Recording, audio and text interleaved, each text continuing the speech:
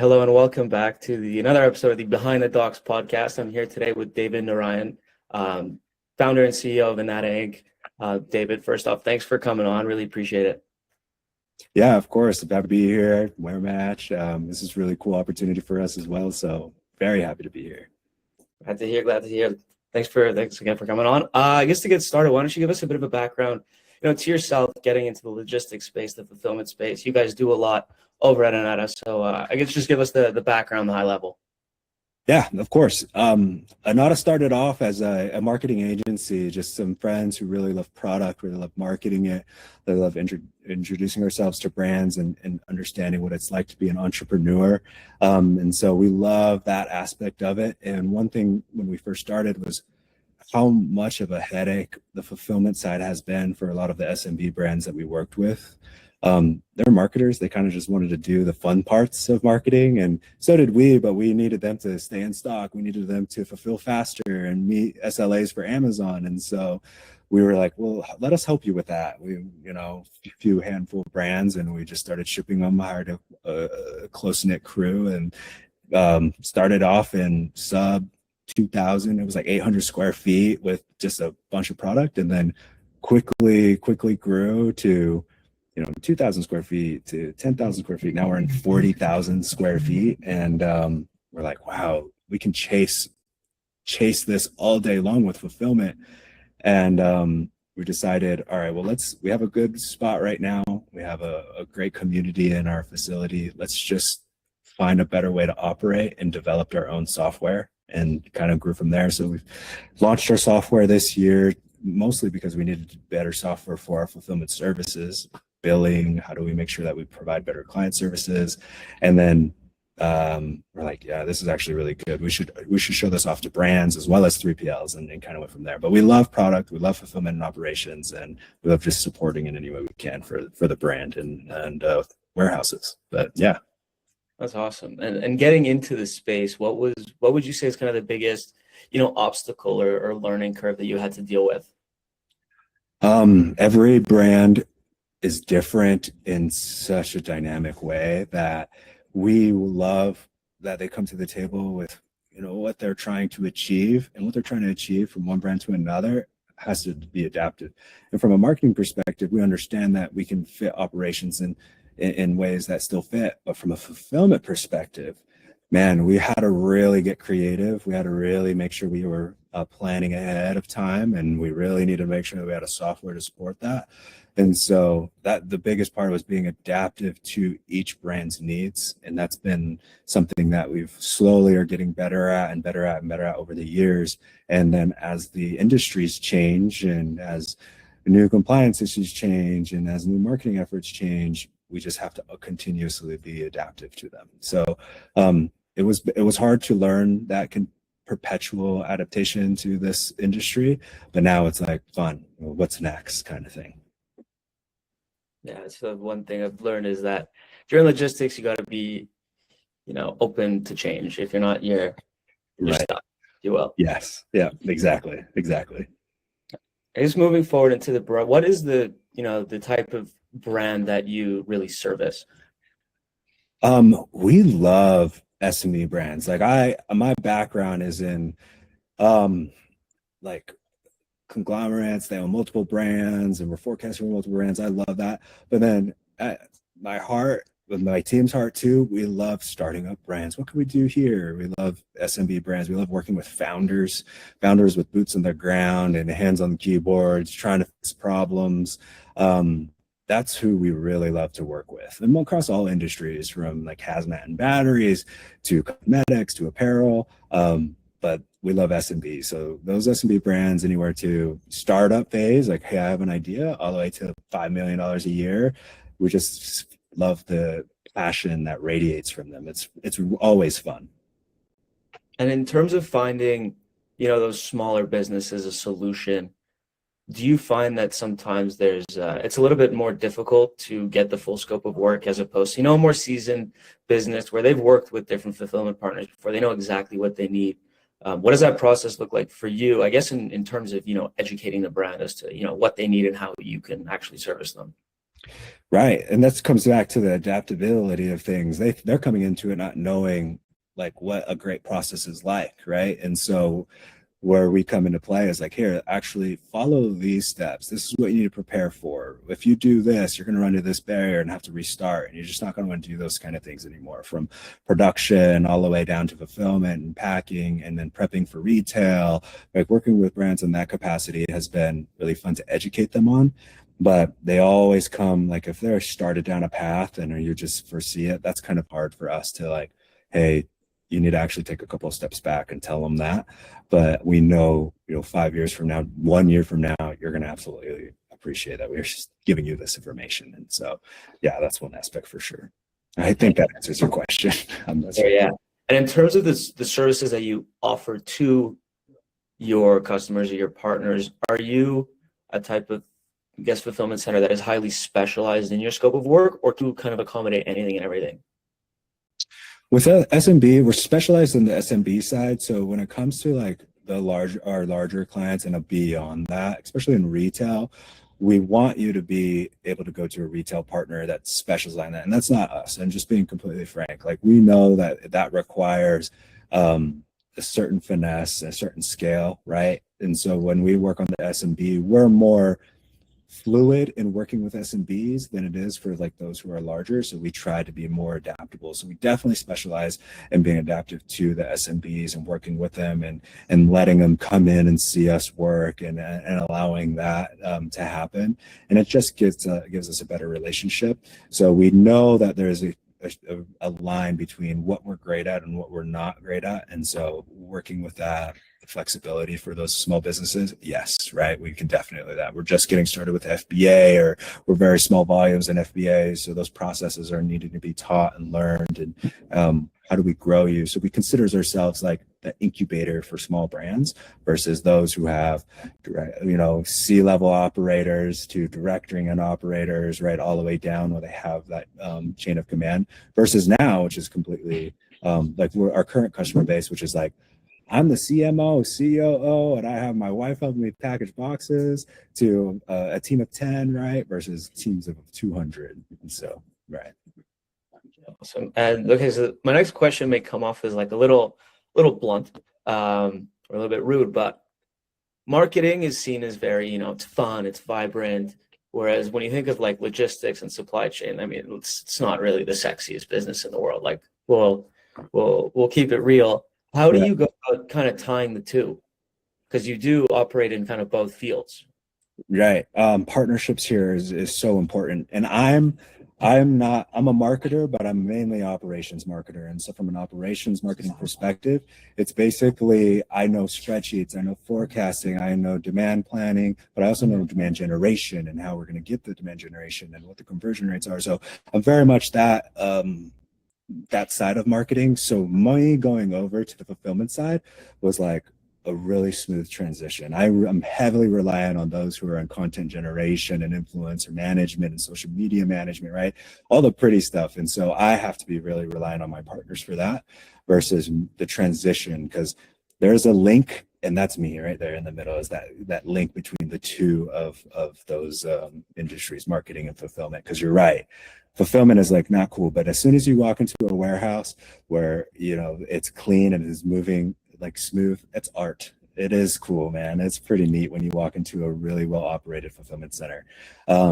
It's something that you're like, wow, I understand and why you guys are here, because this in itself is a thing of beauty, right? So there's that. Awesome. And I guess it's interesting. So in terms of marketing, you're almost kind of the engine for your partners, right? You're not the one who is going to make, the pretty Instagram posts and the reels and stuff, but similar to fulfillment, you're kind of the engine in a sense, would you say? Yeah, for sure. And it's really great because what we do is like fulfillment centers, one thing that's hard for them, is they're very reliant on like, okay, well, what are you going to do to move volume? Right? They're not really solving that solution of like, all right, well, this pallet's been here for 2 months and it's collecting dust. Whereas what we bring to the table and what we try to strive for is Like, how do we get you to move your product faster? Not because I don't love have it sitting here, but I would rather be shipping it. And so let's go ahead and help you on that front as well. And so we have this connection with the brand to like push them forward so that we can increase that volume as well. So you're right. It's kind of like that engine. We are trying to feed ourselves in a way with shipping volume, moving these boxes or shipments out the door while supporting them on the marketing side. So. Right. I mean, I guess, yeah, right. The more their volume grows, the more your revenue is going to grow with it. I mean, it's kind of called the nature of the game. I guess that being said, I sometimes will differentiate, 3PLs into kind of two grander buckets. You'll have the ones who are more specialized in fulfillment, and you'll have the ones who are, more call it basic storage or basic warehousing. Would you say that, positioning yourself as a fulfillment center, you're inherently a lot more tied to the success of the brand? Like, it is a lot more relationship based as opposed to transactional. Oh, I think very much so. Like right now it is very much so. We wanted to be bigger. We wanted to chase a bigger facility and make sure to do that. But as an incubator of these smaller brands, some days we can't wait for them to outgrow us, right? And we want to strive for that and then hand them off to one of our other fulfillment partners, because we know like, hey, we know their forecasting, we know the flow. It's an easy system to transfer from like our platform to platform within that network. And so that part has been really cool to see, but it is 100% just on the relationship side of things. So yeah. And then moving into your software system. So, I mean, we spoke about it a little bit before this call. I would like to just get kind of more of a high level as to the services you provide from a tech perspective for not only the 3PLs, but for the brands as well. And, your kind of entry into, developing a software. Yeah. We started off, like I said, 800 square feet when we were launching the business, and like, oh, well, let's be state of the art in our 800 square feet. And I know people who are listening, because I've seen the other episodes, I know the people who are listening to this and commenting this are probably like, what the heck? But that's how we started. And so we're like, we're going to stay there. We're going to grab the best one. And I'm like, okay, 10, 20, like just demos in. You're like, every single one of these is $6,000 and I haven't even made $6,000 yet. So like, how am I going to be able to fulfill this? And so, we live in a great area where developers and relationships are all around us. And so we kind of made a relationship with a partner who is like starting down this path of getting a TMS system built. And we're like, hey, well, we have a warehouse, like let's build the WMS arm of this and combine efforts here. And so we knew what we needed to do, become a very efficient 3PL that's small. And that's, I think, a big reason why we grew from 800 to 40,000 bootstrapped in 4 years, right? Is because we were able to just hone in on the efficiency, work on those relationships very successfully. And then the platform itself really alluded to, like, is a testament to how efficiency works in fulfillment. And anybody would say, obviously, that's what you need to do to make sure that margins are there, because there's not a lot of margin in fulfillment anyways. And so it all comes down to that. And so for us to be able to just pick, pack, do billing, even offset, have flexible billing for some clients that are moving a lot, and terms and everything like that, just to be able to offset that has been really helpful to save us in some instances from cash flow, etc., and as well as efficiency. And so we think that monitoring or building this out, because we're a 3PL and had the capability of building it out as a small 3PL into where it is now, is only just benefited us, right? We weren't forced into a different or larger system that we had to mold ourselves into. We just built it for ourselves and grew it into 3PL first thinking, right, for SMBs, right? That's kind of where it started. So long-winded answer, but yeah, it's just been like a perfect storm to build that. And through the development of the software, right? Saying you want to optimize for 3PLs, you want to optimize for the SMBs, who's kind of the main driver of feedback, right? I mean, we're at WearMatch, we've been building tech, and you've got so many different sources of feedback, some more valuable than others. I'd like to know, for you, who was that, or what group was it? The best thing that ever happened here was that when you go downstairs And if you know your developers, right, and you see your developer pick, pack, and shipping and annotating on his notebook, and then at the end of the day going back to his computer and saying, this is the inefficiencies that I'm finding, let me make the software better by including X, Y, and Z, and let me make our app better by making sure that, you know, clicking here is better than clicking there, because you're wasting time just on the screen, right? That has been the key to success, is that the person who's developing it has spent countless hours on the floor, putting things away, picking things, packing things, finding that inefficiencies. And you can only do that when you have 800 square feet to start, and, you know, we're just trying to do something right from the very beginning. Because I've been into massive warehouses, push through, you know, robotic systems and 200,000 square feet, and there's 2 people on the floor, right? Like, that's another sense of efficiency as well. But you're not going to see a developer on the floor like doing these types of things the way he was, at least. And so I'm really proud of him. I think it's really cool to see. But that feedback was immediate. There's not a loop. There's not a game of telephone. There's not a ticketing system for him. It was right then and there, and we're all down there on the floor, and bring back some PTSD really, but we're all right down there on the floor, you know, doing those things and trying to get the work done so we can make a better product. But yeah. Well, that's awesome though. When you have that, right? When you're small, you get to actually wear all those different hats, right? Yeah. I guess segueing into that, as the founder doing a lot of different things, you are wearing a lot of different hats. You're doing a lot of different things. How do you best manage yourself and your time and what you have to do? Right. Two major things here is, one, staying organized. I'd say 3 now, especially nowadays. How are we staying organized? Yourself, mentally? Are you balancing your life, right? Just organization across the board, efficiency in every way possible. And then the second and third thing would probably be people. Surround yourself with great people. And third is make sure you're staying ahead of the curve in technology, which is a daily thing these days. And so working with the right people is going to be key. You're only as good as your people. And 3 is the technology to elevate everybody's talents, right? And making sure that they're all put in the right position to succeed. So I would say those are the 3 key factors for us that we just absolutely need. And sometimes we fall short. Understanding that is great. The faster you understand that is better. So yeah, I would say those 3. And I guess to move in for that, can you think of any, instances or obstacles that you've had to face, throughout your, different stages of growth that were, kind of difficult to deal with, but you'd say were, imperative to, the development of Anata over time? That transfer, when we first got into that, it was basically how do you get the cash flow was huge for us. Like, we didn't understand that when we were going to hit $100,000 credit card bill and our clients really struggling to pay that, we're like, oh wait, this is a problem. Like that, like, it changed the trajectory of everything. One, it was either like we were not going to do this business anymore, right? And this is 5 years ago now.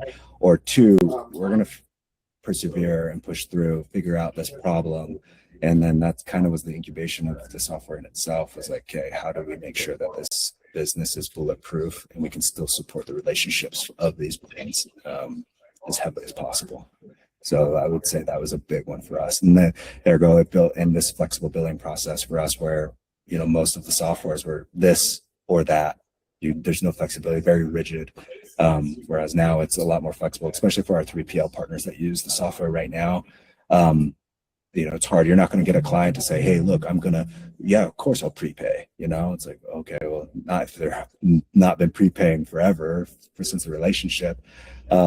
That's hard for them, right? We can provide discounts wherever, but that's been a huge game changer for us, is like understanding how things could turn bad fast in fulfillment.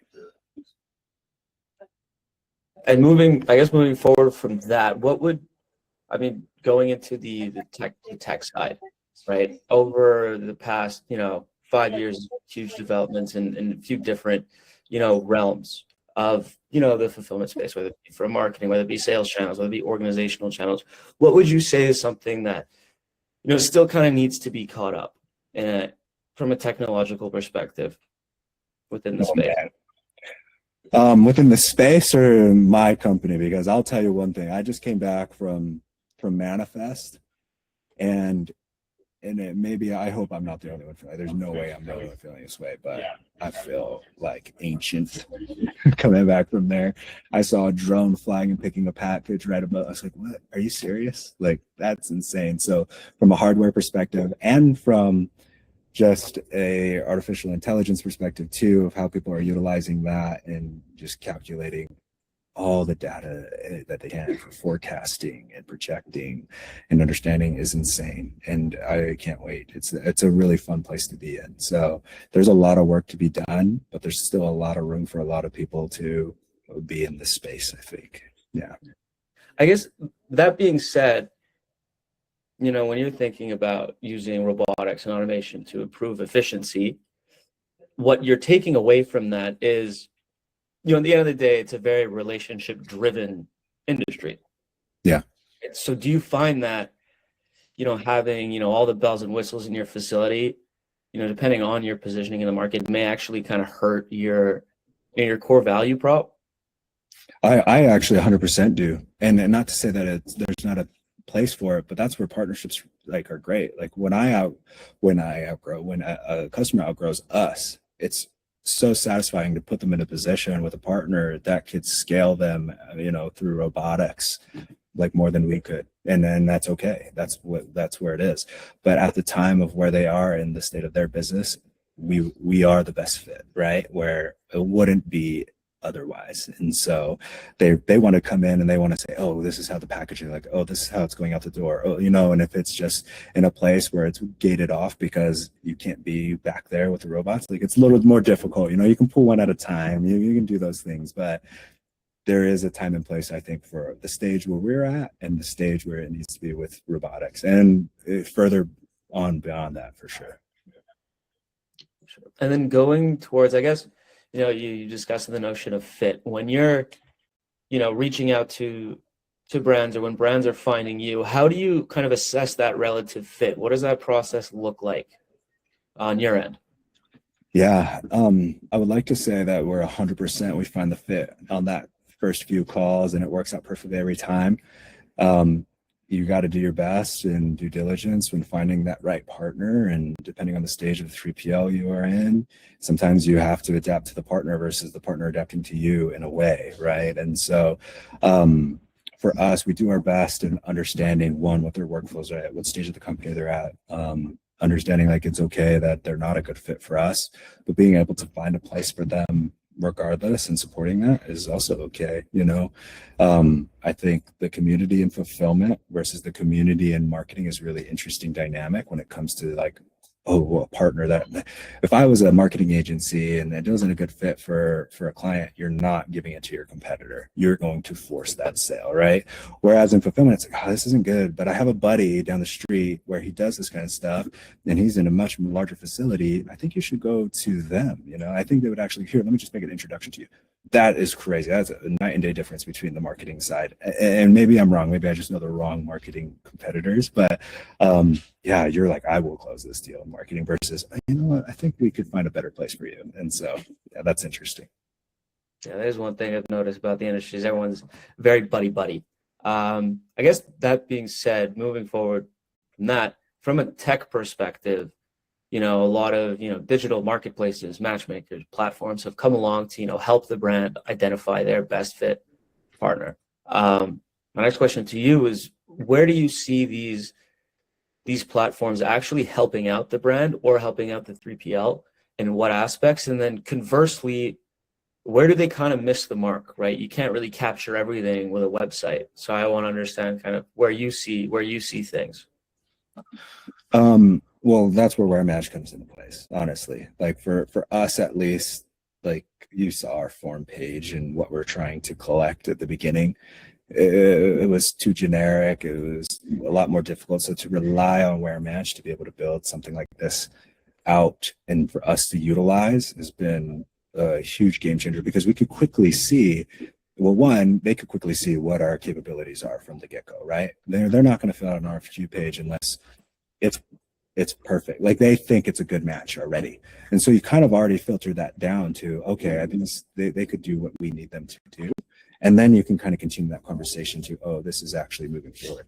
Whereas prior to that, you kind of find yourself in a place where you don't know a lot on that first call. But on a wear match call, you kind of know a lot of like where this relationship clicks and where it doesn't. And that's where I would say it kind of fits the best with fitting the relationship or fitting that partner match, right? Whereas some of the other partnerships, they're just anybody and everybody, they'll just shoot your way, pay us for any contact you make. Whereas they don't really try as hard to make sure it's good. They put together 10, 20 phone calls and pick, and they'll pay you. So there's a huge difference. Yeah. And I guess to go even further to that, do you find, at what point does the benefit of the digital platform cut off, in terms of that actual sales cycle with the customer? We're not the one signing the contract. So at what point does it, you know what I'm saying? Yeah. Right where any of them really is, well, one, the documentation that you receive from wear matches is great to have and share and push across, whereas everything else you have to manually document. You're going to miss things. You're going to do all of those things, incorrectly, play the game of telephone. But it kind of comes down to once you get the product in the door, you never know, because we're always referencing that same documentation. What did they say? What is recoming? What is the product? How can I delineate that information, that feedback throughout the team from me to very top all the way down and make sure that's the same information and not playing that game of telephone. It's difficult to say it ever ends completely because you always have that reference point from like that connection. But yeah, I hope that answers your question. It's a little more convoluted than it stops right when contracts are signed. Yeah. And I guess going forward to that, right, you never actually know. You could have documentation saying X amount of orders are going to be shipped, this many pallets are coming in. But at the end of the day, historical sales data doesn't necessarily mean that it's going to exactly work out the way that you think it will, right? So how do you properly forecast, or how do you properly protect yourself to make sure that, you're not over capacity, you're not biting off more than you can chew, or even, thinking that something's going to be way bigger than it actually is? Oh yeah, those are the best kind when they're like, yeah, I think I have a couple of pallets. You mean a couple of containers? This is totally different, like they don't know. Working with S&B, sometimes they don't. That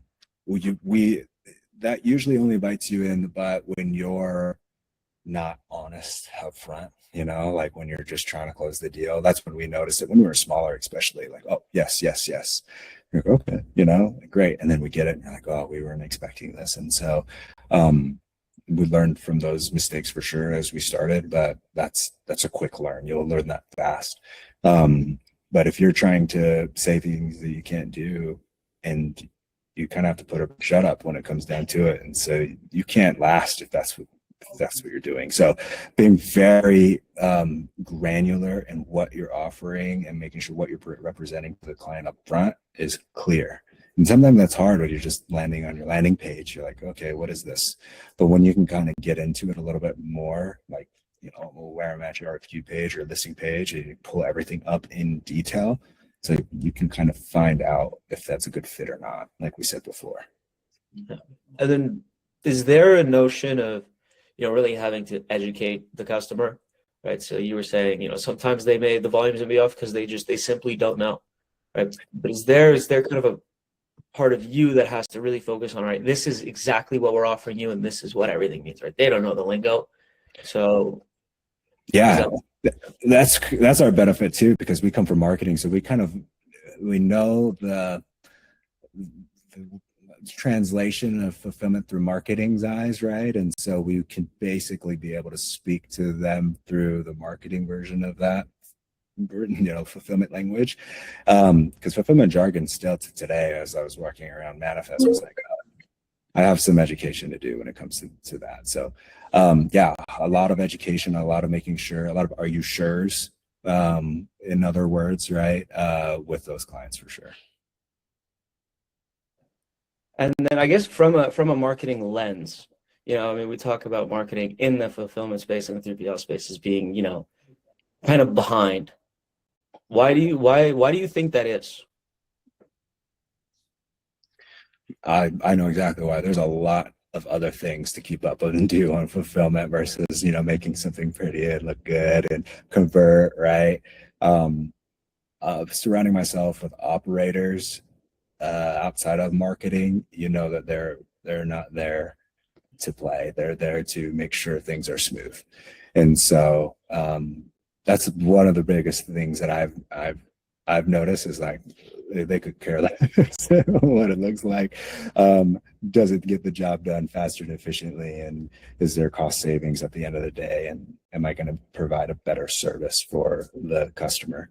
That's kind of like top of mind when marketing is like, am I creating an emotional connection to the consumer? Am I pulling them down this pipeline and holding their hand? It's a lot more artsy than it is in the operating side. So, but you need both. You need the yin and yang for sure. Yeah, I guess when you think about it, it's the operations are solely focused on, who's actually a current customer and making sure your whole thing is maximizing the efficiency for them. So yeah, it's interesting because, when you're doing that, you're not necessarily attracting the new customer, or you're doing so on a pretty high level. Um, I guess Right. with that being said, I guess my last question for you is from a marketing perspective, do you find that having that, that specialization within a certain, profile or niche kind of helps actually communicate value to customers more than if you were, a do-it-all type of a provider? Right. Yeah. I mean, for us, it does. As long as we're getting in front of our ICP, I think it does a lot to be able to talk to a brand and only be able to talk to them about marketing is one thing, but to be able to talk to them about marketing, customer service, fulfillment, the connection between, getting the product manufactured all the way down to it arriving at the customer's door, and then going back to marketing and increasing LTV and analyzing LTV. LTV is an interesting thing that's so important, but operations is the biggest reason. If it's late, right? If they're not getting the right type of product, customer service is an interesting one because they live within marketing and operations. They need to be able to answer both sides of that. And to see certain brands have customer service in one department over another, I think it's so important that, like for us, it's worked out great to be able to hold their hand through the whole cycle of that customer from even R&D all the way down to the front door. It's been amazing. So, yeah. Well, listen, David, this has been awesome. I guess my last thing for you, I like to do like a little bit of an open mic. So if there's any questions that maybe I had missed asking you, or if there's anything you want to share, now you got the floor. Well, I would just like to say to all those in this industry who've made it this far in the podcast for sure would be you guys are in a crazy industry that's evolving so fast, and I've not met some of the most relentless mindsets in this industry. So good on everybody else to stick with it and to create those relationships and keep going and to leave enough room for small guys like us. So yeah, and thank you, Matt. I appreciate you doing the whole interview and everything. Of course, yeah. Well, thank you for coming on. This was great. I always like to say, let's hope this goes viral and get super famous, get a bunch of deals from this. But yeah, it was a pleasure. Thanks for coming on, and excited to see how our partnership continues to grow. Cool. Awesome. Well, thank you guys. Appreciate it. Appreciate it. Take care.